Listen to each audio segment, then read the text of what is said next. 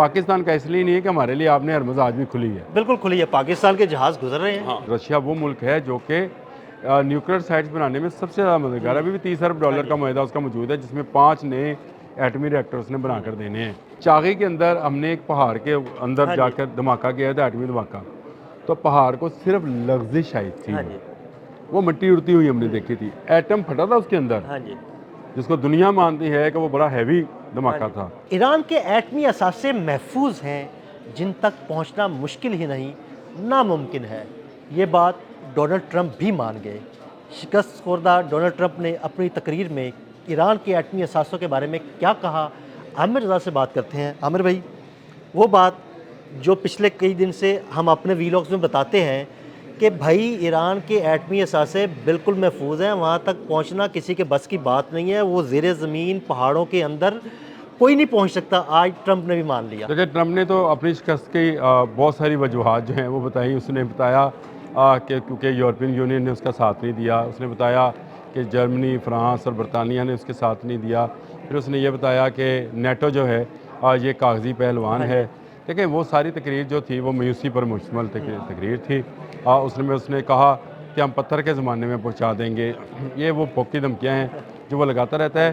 लेकिन मेरे लिए मतलब की बात एक ही थी कि मैं ये जानना चाहता था कि वो 400 किलोग्राम यूरेनियम, अफसरदा यूरेनियम या उसको इनरिच यूरेनियम कहना चाहिए, जो कि 10 के करीब एटमी वारहेड बना सकता है।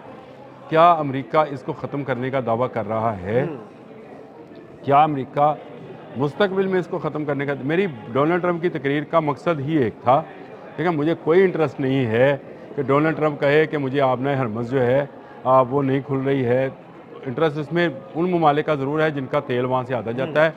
पाकिस्तान का इसलिए नहीं है कि हमारे लिए आपने हरमुज़ आज भी खुली है। बिल्कुल खुली है, पाकिस्तान के जहाज़ गुजर रहे हैं, बिला झिझक बिला धड़क गुजर रहे हैं। आपने हरमुज़ नूं लाड़ी अड्डा बनाया हुआ है। वो तो कल मजाक भी कर रहे थे कि लाड़ी अड्डा बनाया जरा त्यारा चाहने अब राज त्यारा गुजार लेने राज त्यारा। हाँ, तो ये मामला जो था मेरे लिए सिर्फ उनका वो न्यूक्लियर, क्योंकि इस पर सिर्फ अमेरिका की नज़र नहीं है, रशिया की जो कि दोस्त है ईरान का, उसकी भी नज़र थी। और इसीलिए पुतिन ने ये ऑफर किया था ईरानी, कहा था कि जनाब वो इनरिच हमारे हवाले कर दें। ईरान ने कहा भाई नहीं, जब अमन होगा तो हम आपको वापस कर देंगे। और रशिया वो मुल्क है जो कि न्यूक्लियर साइट्स बनाने में सबसे ज़्यादा मददगार है। अभी भी $30 अरब का मुआहदा उसका मौजूद है, जिसमें 5 नए एटमी रिएक्टर उसने बनाकर देने हैं। लेकिन इसके बावजूद ईरान की मैं ये समझता हूँ, ईरान की जो सुप्रीम कमांडर कौंसल है, जो सिक्योरिटी कौंसल है, उसने अपने सुप्रीम कमांडर के अहकामात के तहत ये यूरेनियम किसी के हवाले नहीं किया। और अब डोनाल्ड ट्रंप ने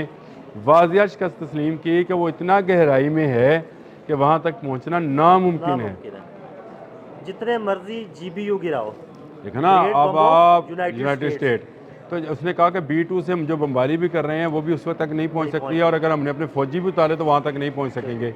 तो ये बात मैंने आपको पहले बताई थी कि इनके फ़ौजी उतरेंगे, ये उस पर साइड पे कब्ज़ा कर लेंगे, लेकिन ये यूरेनियम तक नहीं पहुँच पाएंगे। ये कैसी सुरंगें हैं। मैं आपको दूसरी बात बताने जा रहा हूँ।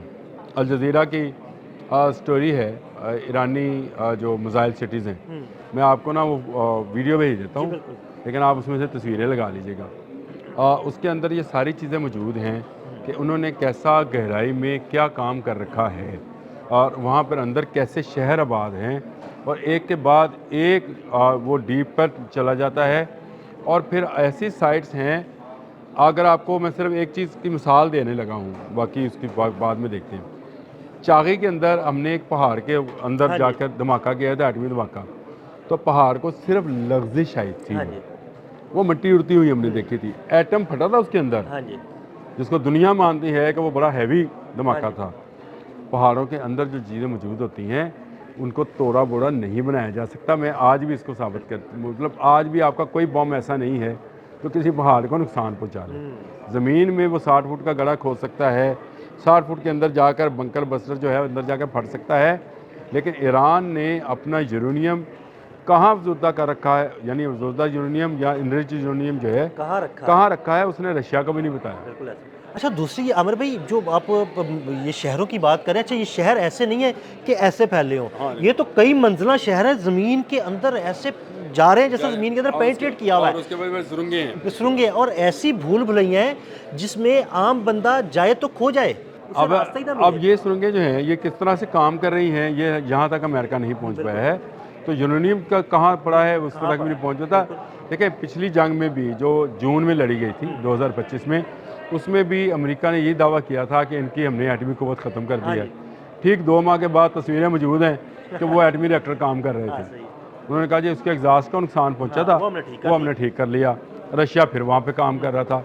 ये भी जो कहा जा रहा है कि अगले 5 साल, डोनाल्ड ट्रंप ने ये भी बयान दिया है कि अगले 5 साल के लिए ये एटम बम नहीं बना सकते।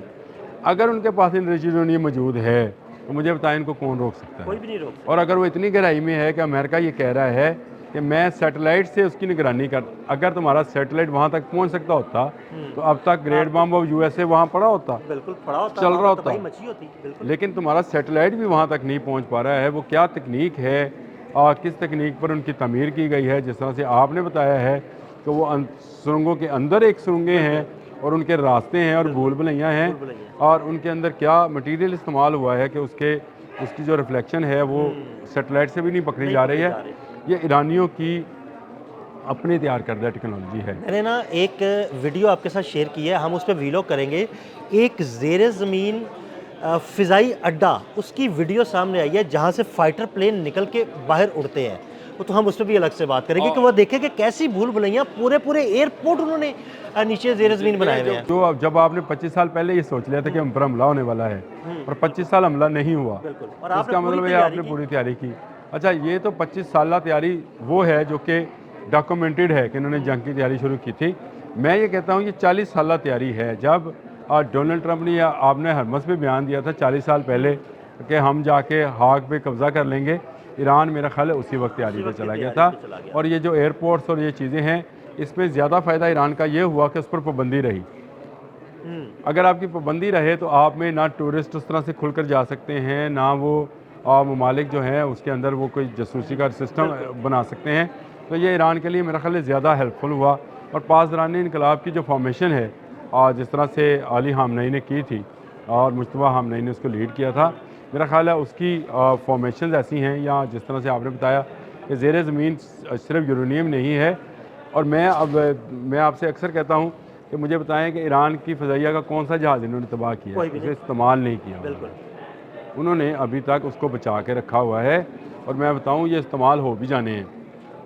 अगर हाक पे ऊपर कुछ किया या मुत्तहिदा अरब अमारात जैसी कोई बेवकूफ़ी हुई जंग में शामिल होने की, तो ये जहाज़ आपको ड्रोन्स के साथ उड़ते हुए और मिसाइल बरसाते हुए नज़र आएंगे। अभी उन्होंने महफूज रखे होंगे, लेकिन ये बड़ी खुशी की खबर है कि यूरेनियम जो अफसुज़दा है वो महफूज, और इस हद तक महफूज है कि अमेरिका मुस्तकबिल में भी उस तक नहीं पहुँच सकता। बहुत शुक्रिया आमिर भाई। आमिर भाई ने बड़ी तफसील के साथ इस सारे मामले को आपके साथ डिस्कस किया। अदील अहमद और आमिर रज़ा को इजाज़त दीजिएगा। अल्लाह हाफ़िज़।